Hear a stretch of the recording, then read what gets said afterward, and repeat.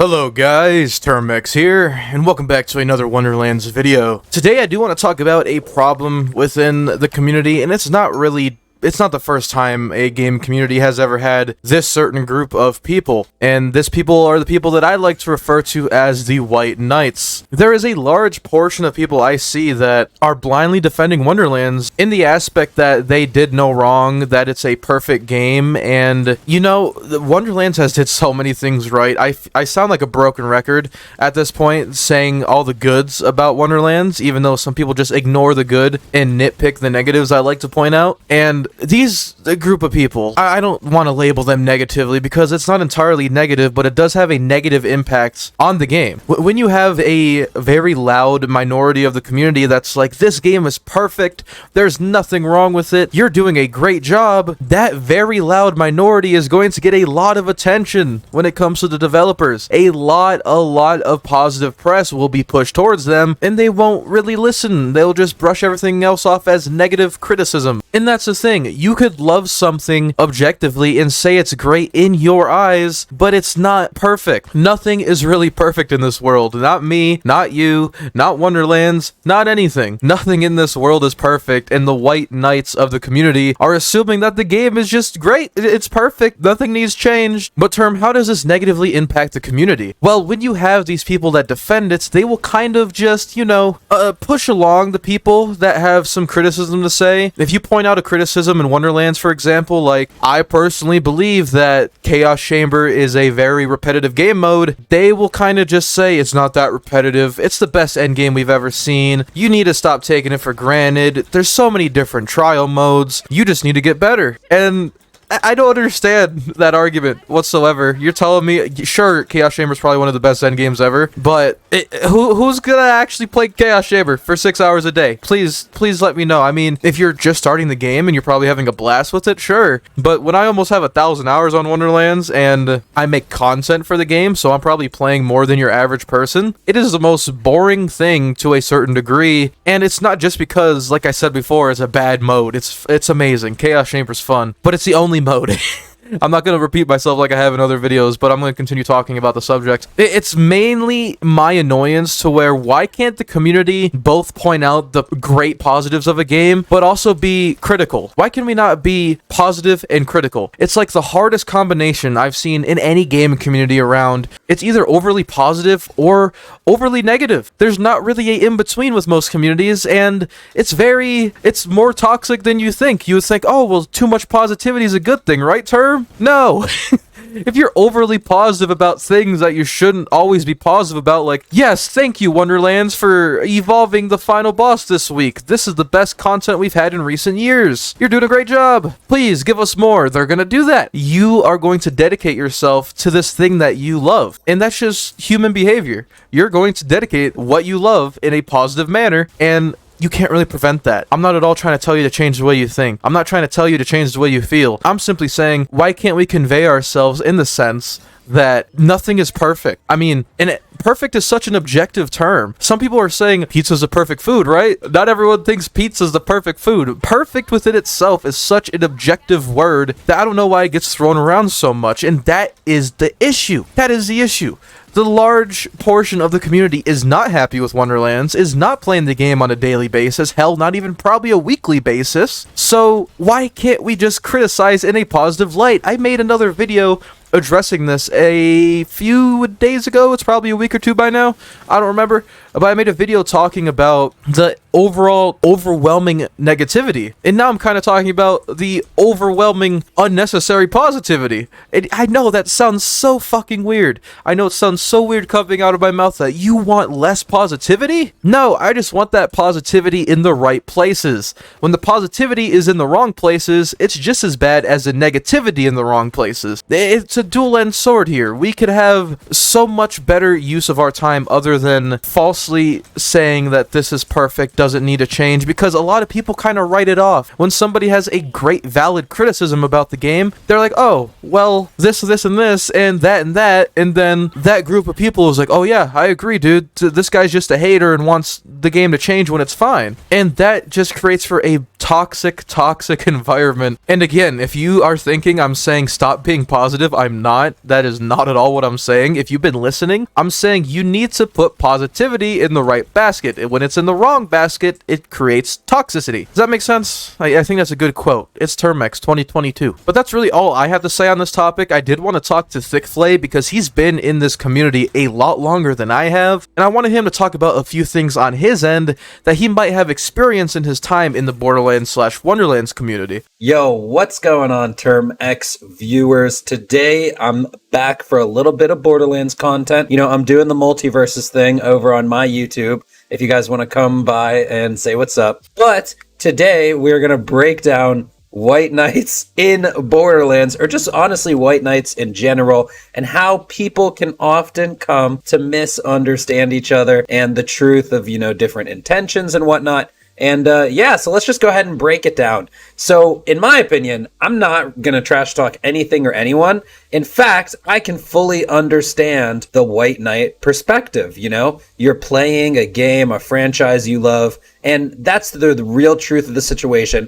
Even the quote unquote haters like myself, people who criticize the game, Term X, and you know, everyone else who criticizes the game who's dubbed a hater, we actually loved this franchise very much as well. And really what the truth is, and I'm just gonna kind of break it down, you know, just to prove some of this stuff, is you can't necessarily blame us and just label us as haters when we have valid opinions and valid criticisms. The truth is, we're just giving our opinions, okay? I don't even make Borderlands content anymore, and there's still criticism on the game. What does that mean? I didn't cause it. There was controversy and criticism before the game came out. I'll bring up Ava. That's her name. I forgot her freaking name. You know, there were people on Reddit telling Ava to delete herself, except of course they said it in a mean way, a really mean way. And I'll even show you my YouTube comments. And this is what this dude posted on my video 2 weeks ago. If you main Jake and all you do is spam buttons so no one can touch you, consider sewer slide, save some resources, and just go through with it. And look, this is on my Jake the Dog combo guide. So this guy came to my Jake video and said, if you main Jake, you know,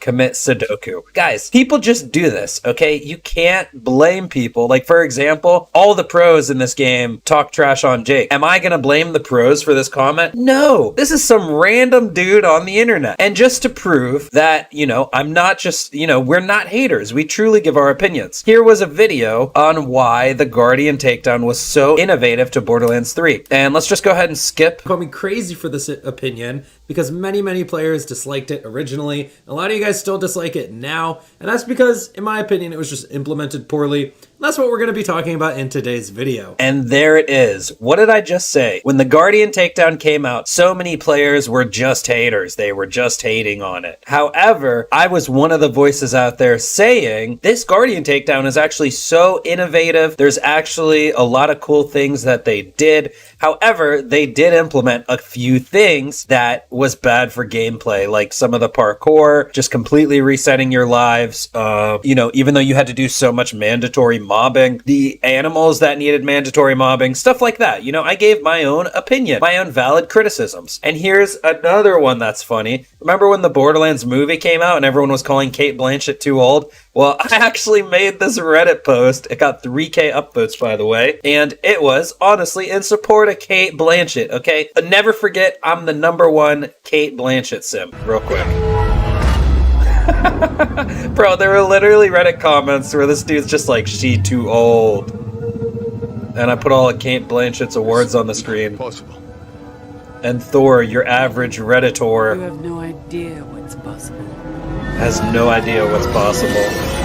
Point being that the truth is, content creators like me do love this franchise, and we just give our opinions. Yes, if you love this franchise because it's, you know, one of the only things in, like, one of the only games in your life that you love, it gets really annoying when there's a large part of the community every single day complaining about it. So I did a lot of rambling, but what's the point here? The point here is, the truth is, ever since the quote-unquote pandemic and about DLC 4. Do you guys remember the Krieg DLC in Borderlands where none of the side quests were really side quests because that was finished during a pandemic? However, it's interesting that Wonderlands was completely made and finished during a pandemic as well. So, and the truth is, with Gearbox, they should have delayed Wonderlands. It's that simple, but the first DLC for Coiled Captors, the whole concept of the whole game of Wonderlands is made to do less effort. Wonderlands, a character with 6 new classes, and you can pick 2 classes. That's cool and all. I'm hip with it, but I just have to point out,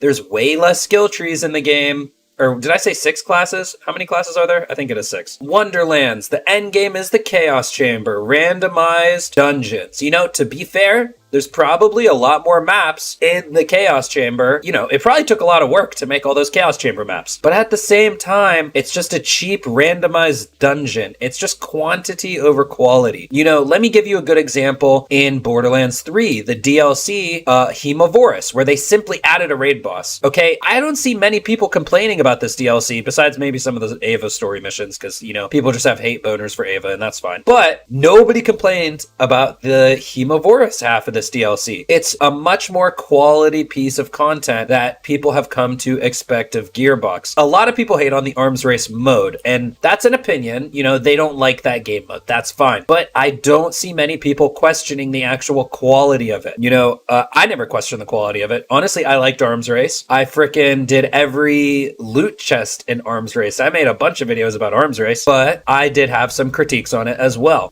which were opinions. It wasn't the quality. Wonderlands, everything about it has cheapened the quality. It was about how much content can we push out. And the truth is, they're gonna release the next Tales of the Borderlands game that was being worked on in-house. They already said it at the last PAX. Randy said it. The point is, they have pushed out content as fast as they can. And who's it for? Is it for 2K? Is it because they joined the Embracer group? They got all this new funding. They need to rack in that money. And it's funny because they always give critiques on capitalism, but Gearbox is definitely one of the biggest capitalist companies out there. So yeah, that's it. That's all I have to break down. Like I said, the truth is, you know, people don't want to hear other people trash talking their favorite game every day, but the truth is, those people trash talking the game are also lovers. There are people who, they're not happy with Wonderlands. They went back to BL2. They went back to BL3, but they're still in the community. They're not going anywhere. And the truth is, you just have to accept it and understand that there are certain people in the world, and you can't prescribe hateful things to people who are not being hateful. And